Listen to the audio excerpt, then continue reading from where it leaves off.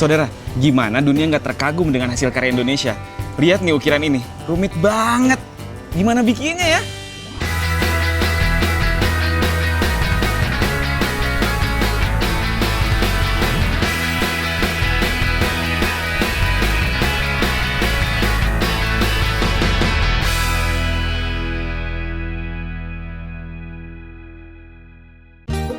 Saudara, coba tanya siapa aja tentang budaya ukir kayu dan pasti hampir semua orang berpikir tentang satu tempat. Jepara! Jepara merupakan kabupaten di bagian utara Provinsi Jawa Tengah yang memiliki nilai historis dan kesenian yang tinggi. Jadi selain kota ini dikenal sebagai asal dari ibu kita Kartini. Hai Bu.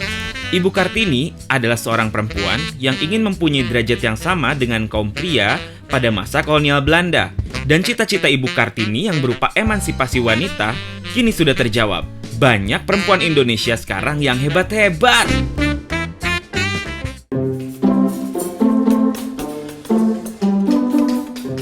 Jepara memang terkenal di seluruh dunia sebagai pusat kerajinan ukiran kayu. Bahkan bisa dibilang bahwa budaya mengukir ini menjadi salah satu identitas Indonesia yang paling kuat. Dan hari ini acara Indonesia dari Metro TV ingin mengungkapkan apa yang membuat hal itu menjadi budaya yang khas Indonesia banget.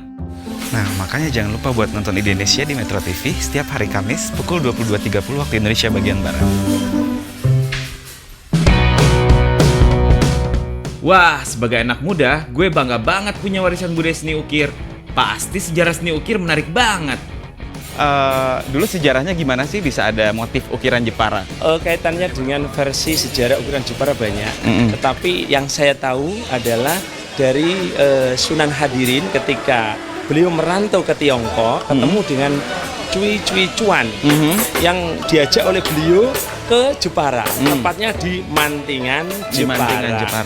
Nama beliaunya diganti dengan Pate Badarduung dan makamnya ada di Mantingan, Jepara. Oh, di Mantingan gitu ya. Jadi berarti dari filosofi Cina ya gitu ya. Dari Cina. Saudara, jenis ukiran di workshop ini berbeda dengan ukiran Jepara tempo dulu yang motifnya lebih kompleks. Di sini motif-motifnya minimalis yang tergugah dari alam sekitar.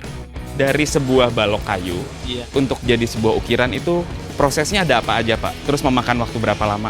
Oh, itu dimulai dari balok, kemudian penggergajian. Setelah penggergajian nanti ada pengemalan.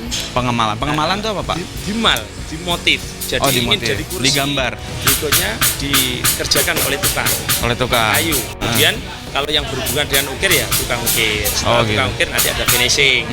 Jadi lumayan ya, ada beberapa proses. Itu berapa lama itu Pak? bisa cepet, tergantung. Bisa 1 minggu, 2 minggu. Berarti paling cepat tuh seminggu? Bisa. Satu tanda hasil pemikiran yang mendalam, hasilnya bisa kita lihat di dunia nyata. Kayak ini. Kerumitan dari ukiran kayu ini bukti dari keterampilan para pekerjanya. Ngomong-ngomong tentang kesenian yang membutuhkan keterampilan yang tinggi, di sepanjang jalan ini ada pusat kerajinan yang sangat menakjubkan.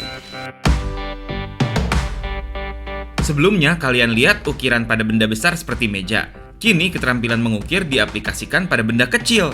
Monel adalah Stainless. Dan istimewanya adalah Kalau kena sabun, nggak apa-apa. Kan air mandi Nggak gitu, apa-apa. malah jadi makin kilap. Iya. benar-benar luar biasa ya saudara. Nggak bisa disangka lagi sih keterampilan mereka. Dan selain ukir kayu dan ukir besi, ada kerajinan lain di Jepara yang menurut gue tingkat kerumitannya nggak kalah. Tenun troso. Ini dia salah satu kerajinan tangan kesukaan gue. Nah, sekarang gue lagi ada di Desa Troso. Uniknya di sini para pengrajin kain tenun ini menerima kekasan motif dari daerah lain untuk diproduksi di sini. Jadi tempat ini adalah wadah produksi dari seluruh kain tenun yang ada di penjuru Nusantara.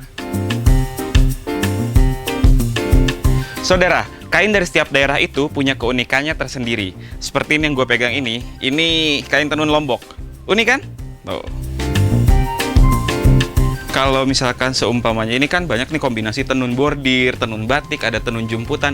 Itu inspirasinya dari mana sih, Pak? Inspirasi saya sendiri karena saya pikir tenun gimana dengan bisa sejajar dengan kain-kain internasional kan, Lebih fashion gitu lebih ya. fashion, jadi mengarah ke fashion. Jadi saya tidak mau tenun kalah dengan pabrik. Oh gitu. Jadi Motif pabrik, motif komputer, saya tidak mau kalah. oke, jadi makanya dibikinlah tenun dengan batik, tenun dengan jumputan, terus sama tenun juga dengan apa namanya? Bordir gitu ya, Pak ya. Jadi ini khas Jepara nih. Ini khas Jepara. Khas Jepara. Saya sendiri. Bikinin Pak Huda sendiri. Makasih Pak Huda. Saudara, gue seneng banget nih. Gue seperti serasa kolektor kain. Dari semua tempat di Nusantara yang gue kunjungin, pasti gue punya kainnya. Makin kayak budaya nih gue.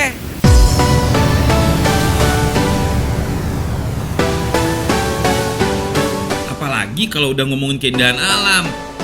Satu titik di Nusantara ini aja udah termasuk keindahan tingkat dunia. Seperti Karimun Jawa. Saudara, menuju Karimun Jawa, kalian bisa menggunakan kapal Siginjai dari Jepara dan naik feri selama 4-5 jam dengan harga di bawah 100.000. Memasuki pelabuhan Karimun Jawa, kalian akan disambut dengan pemandangan yang dahsyat indahnya.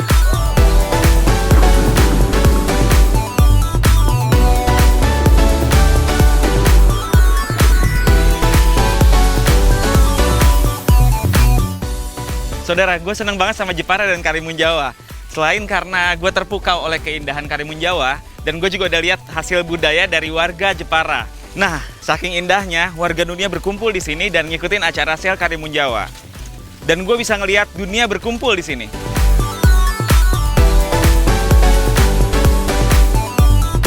My name is Fabrian. Fabian, hey, I'm Tino Hi, Mr. Tino. Where are you from? from Germany. Germany.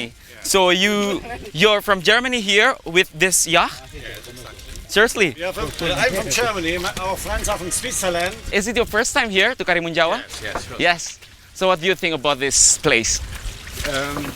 This moment just I read and I heard about this, but all the things were fine. It's good snorkeling, good diving. People are friendly and welcome the yachts and yes, it's all fine. Welcome to Karimun Jawa and welcome to Indonesia.